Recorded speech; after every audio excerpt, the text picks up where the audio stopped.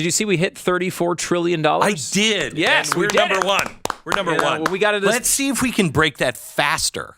Oh yeah. Yeah. But this amazing accomplishment happened while still cutting the budget more than anybody ever before. I know, it's amazing. Do we have that KJP clip we've been playing on a 4-minute buzz today? I don't know if we have that handy, but it is her trying to somehow talk herself out of Joe Biden's failures with the debt in the country. It is, I mean, again, we all know Karine Jean Pierre is an idiot, right? Like, she's a complete moron. And throughout this entire answer, most of it she's reading, and it's still this bad.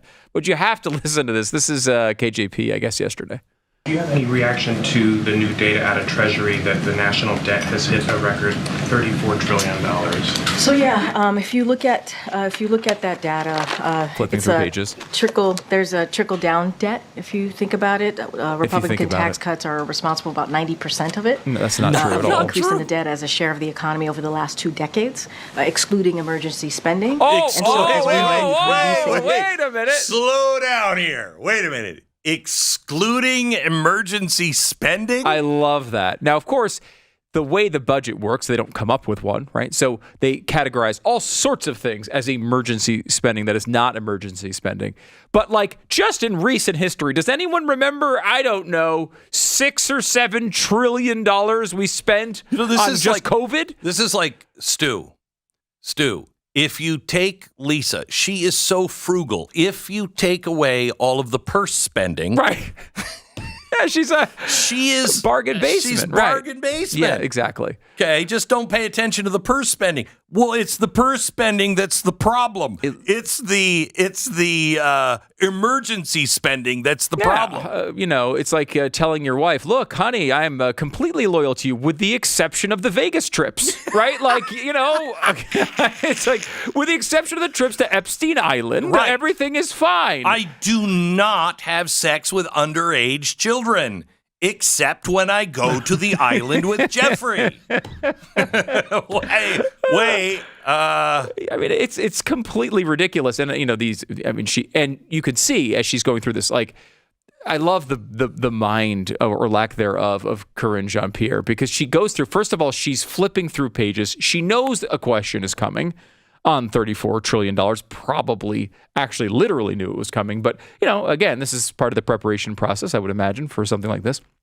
And all she can remember is the word or the phrase trickle-down. Yeah. Like, she knows that's negatively associated with Republicans. Yeah. So she's like, if you think about it, it's kind of a trickle-down thing. Is it? Is it a trickle-down thing? It's a completely ridiculous, nonsensical catchphrase she's memorized, and she's flipping through the pages to find the context of what she's talking about. I mean, does this happen to any other person in any other line of work? No. She is like... She's the worst. Stalling to get to the page in her notebook so that she can read the answer, which she herself knows is filled with lies. This is an honest question, because I was thinking, geez, are we going to be dealing with this person next year too? Yeah, probably. And then I thought, do we even make it to an election? And I mean this sincerely. Listen to this. It's not that far away. Now, I know, but listen to this. Okay. As the decisions disqualifying former President Donald Trump from the 2024 election work their way through the courts, a new filing in Pennsylvania seeks the same ballot cleansing. It's only the latest effort targeting congressional candidates as Democrats seek to bar opponents as insurrectionists. We become a nation of Madame Defarge's early knitting names, blah, blah, blah, blah, blah. Where was it? In North Carolina. In North Carolina, in their primary election, the Democrats have just taken the name of Dean Phillips, Marianne Williamson, and sank what's-his-face off of the ballot, leaving the only choice for Democrats to be Joe Biden. What the heck? Again, Joe Biden is going to win that election by 60 points, 70 points. Like, he's not in danger at all. Why would you do this? Again, while you're arguing that we must protect democracy. Why on earth? There's no upside at all. Dean Phillips is not going to win the election at the polls. Oh, but with enough positive thinking and enough positive energy, Marianne Williams, Marianne Williamson may, with the right a combination of crystals and oils, may wind up winning. That's true. But like, it's not like he's in danger. Like when RFK Jr. was on the ballot, maybe you could make an argument that he had a couple polls that looked good at the very beginning. I don't know. I mean, it's a bizarre argument to me, but he's not even running anymore as a Democrat. It's just like, what is the point of this? They are so anti-democracy, and I know we're not a democracy. We are a constitutional republic, but inside of that, we do have elements of democracy. The democracy part. Yep. You let the people vote. You let that happen naturally. Vote. Mm-hmm. Then they vote for the representative for the republic. Yep. They're the only democracy part we have, they're trying to tear apart. I know. And while they're making the argument with no pushback from the media, we might remind you that the media has slogans like "democracy dies in darkness." Right? This is how they supposedly think about our system. It's so sacred to them that they can't possibly see it going away. And yet, here they are, instead of just going out and trying to win, like at some point, have the balls to admit you're in a contest against somebody else and win. Like, I'm so sick of people whining about losing. I know. And then acting as if they just go out and win. But let me ask you. If Ron DeSantis loses Iowa, he should be able to come out and say, hey, I got my ass kicked.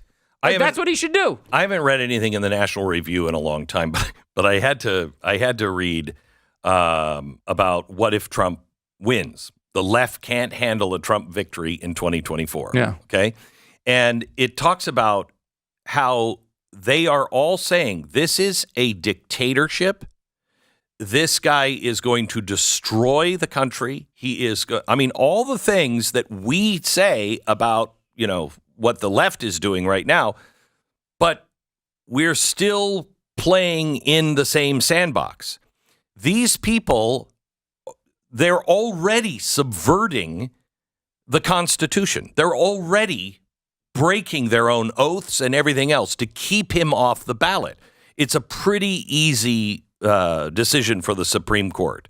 There are 5 arguments, and at least 3 of them are, you don't even have to be awake to go, yeah, that's unconstitutional.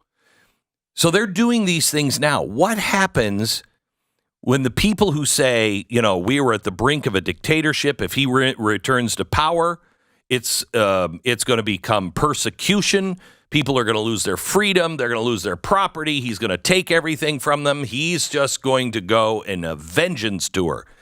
If you think that, really, and you think that the ends justify the means, and you're saving democracy, you cannot, they're not going to sit by if he wins. Every one of these outcomes seems are to have horrible. A generous chunk of possibility that the entire system flames out, right? Like, if Donald Trump wins the primary and goes on and then gets put in prison, right, and maybe loses the election, like, can you imagine how people are going to react to that? If the opposite happens and he goes in prison and then wins the election, can you imagine how the left would react to that? Can you imagine if there's a close election that Donald Trump loses? Can you just straight up, let's just say it's normal and he just loses. Can you imagine how the people on the right are going to react to that, especially after what they believe happened in 2020? Now think of what happened with all of this, and you've got a potential dictator coming into power, as the left would say. Imagine if Donald Trump just wins a boring, close election. Can you imagine how they're going to react to that? Like, the chaos and the street possibilities are down every single turn. I mean, look, maybe the best argument to avoid it in theory would be someone who maybe it's Joe Biden isn't the candidate and Donald Trump isn't the candidate, and I don't know. Yeah. But I honestly don't even see there's passionate supporters on both sides of that wouldn't put up with it. I don't know what the heck would happen. And also the left would just make the next Republican into somebody that's worse than Donald Trump. Yeah, they would say Ron DeSantis is worse. He's going to be, or Nikki Haley is worse. She's going to be a dictator. Well, they'll say whatever they have to say. And look, they've been trying that stuff for a long time, but it does seem we're at the end of our rope a little bit more. So you said, well, it's pretty hard to say that. I said, we make it to the election or past the election? I mean, that's a real question. It's a real question, and I don't know. We've seen things break down in ways that we never thought that we would see in America, and we've seen it routinely, particularly over the past few years. And all of the unintended consequences that nobody, it just doesn't work out the way you always think it's going to.